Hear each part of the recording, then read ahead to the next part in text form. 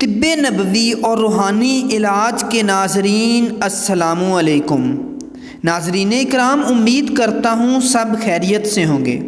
ناظرین کرام، آج کی ویڈیو میں ہم سورۃ یاسین کا ایک انتہائی اہم اور پاورفل وظیفہ آپ کی نظر کروں گا۔ ناظرین کرام، یہ وظیفہ بہت سے علماء کرام اور بزرگوں کی کتب میں موجود ہے۔ یہ وظیفہ ہمارا آزمودہ ہے۔ بہت سارے ہمارے جو لوگ ہیں یہ وظیفہ کر چکے ہیں اور اس کے فوائد سمیٹ چکے ہیں۔ ناظرین کرام، آج کی یہ دنیا اور اس دنیا کے فتنے انسان کو ہر وقت مشکلات سے دوچار رکھتے ہیں۔ ناظرین کرام، دین سے دوری، قرآن و سنت کے احکامات نہ ماننا، یہ ساری چیزیں ہمیں مشکلات میں ڈال دیتی ہیں۔ دراصل زندگی کی اس دوڑ میں شامل ہونے کے بعد انسان دین سے اور اسلام سے دور ہوتا چلا جا رہا ہے، جس کی وجہ سے بہت ساری مشکلات، ذہنی اور روحانی بیماریاں اور جسمانی بیماریاں یہ ہمیں گھیر لیتی ہیں۔ تو ناظرین کرام، اس کے لیے سب سے پہلے تو آپ کو اور ہمیں توبہ کرنی چاہیے، اللہ پاک کے حضور سجدہ ریز ہو کر گڑ گڑا کر اللہ پاک سے معافی مانگنی چاہیے، اور پھر اپنی طرز زندگی کو اور اپنی زندگی کو احادیث مبارک اور نبی پاک صلی اللہ علیہ وسلم کی سنت کے مطابق ڈھالنے کی کوشش کرنی چاہیے۔ ناظرین کرام، 5 وقت کی نماز ضرور پڑھنی چاہیے۔ بہت سارے ہمارے روحانی اور جسمانی مسائل صرف ہمیں ختم ہو جاتے ہیں اگر ہم اپنی زندگی کو بہتر کر لیں۔ تو ناظرین کرام، میں آپ کا ٹائم ضائع نہیں کروں گا، یہ وظیفہ آپ کی نظر کرتا ہوں، آپ بھی اس سے فائدہ اٹھائیے گا۔ نبی پاک صلی اللہ علیہ وآلہ وسلم کا ارشاد مبارک ہے کہ ہر چیز کا دل ہوتا ہے، اور قرآن مجید کا دل ہے جو ہے وہ سورۃ یاسین ہے۔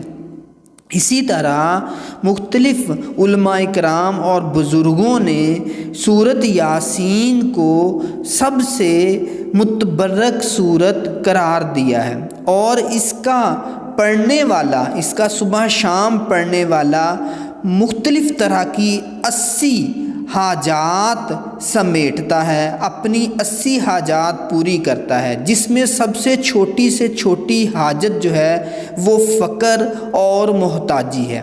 بس یہ ثابت ہوا ہے کہ جو انسان روزانہ سورۃ یاسین کی تلاوت کرتا ہے وہ محتاجی سے اور فقر سے بچا رہتا ہے، اور یہ قرآن مجید کا دل بھی ہے۔ اس طرح اس کے پڑھنے والے پر بہت ساری برکتیں اور رحمتیں نازل ہوتی رہتی ہیں۔ تو ناظرین کرام، میں اب آپ کو بتاتا ہوں آج کے وظیفے کے بارے میں۔ ناظرین کرام، آپ نے جمعہ کے روز، اس کے لیے ضروری ہے کہ آپ جمعہ کے روز جمعہ کی نماز کے بعد قبلہ رخ ہو کر بیٹھنا ہے، اور سورۃ یاسین پڑھنے کا ایک مخصوص طریقہ کار ہے، آج میں وہی آپ کو بتاؤں گا۔ ناظرین کرام، جمعہ کے بعد، جمعہ کی نماز کے بعد آپ نے قبلہ رخ ہو کر بیٹھنا ہے اور سورۃ یاسین کو 3 دفعہ پڑھنا ہے۔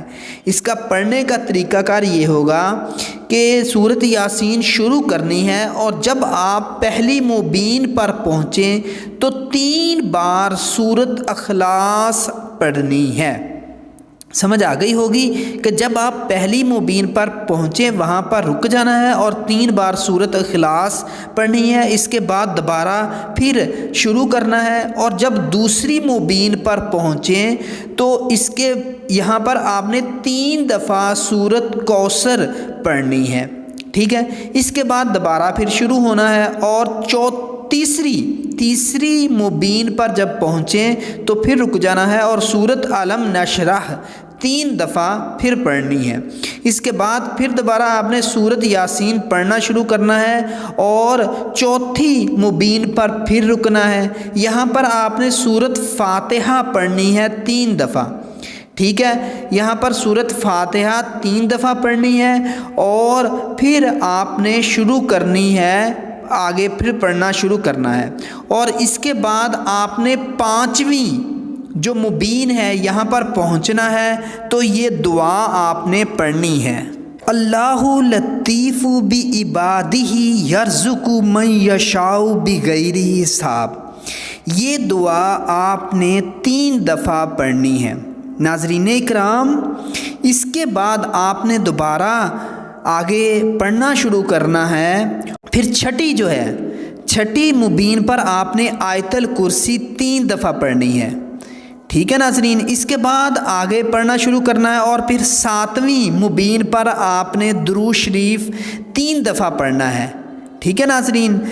3 دفعہ درود شریف پڑھنے کے بعد آپ نے یہ دعا 3 دفعہ پڑھنا ہے۔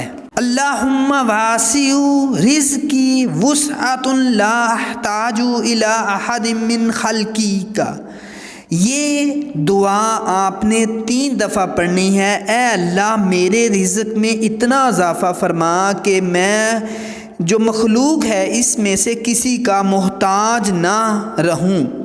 یہ آیات آپ نے 3 دفعہ ان کو پڑھنا ہے اور پھر آپ نے باقی کی صورت مکمل کر لینی ہے۔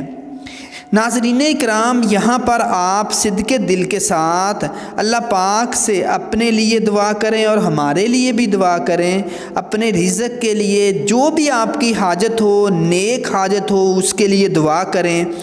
اور اس کے بعد یہ سورت یاسین جو ہے یہ 3 دفعہ آپ نے اس طرح پڑھنی ہے، ٹھیک ہے۔ امید ہے آپ کو سمجھ آ گئی ہوگی، دوبارہ اس ویڈیو کو سن لیں دھیان کے ساتھ، یہ بہت ایک پاورفل وظیفہ ہے، ضرور کیجیے گا، ہمارے لیے بھی دعا کیجیے گا۔ اللہ پاک آپ کو بہت ساری آسانیاں نصیب فرمائے اور آسانیاں بانٹنے کی توفیق عطا فرمائے۔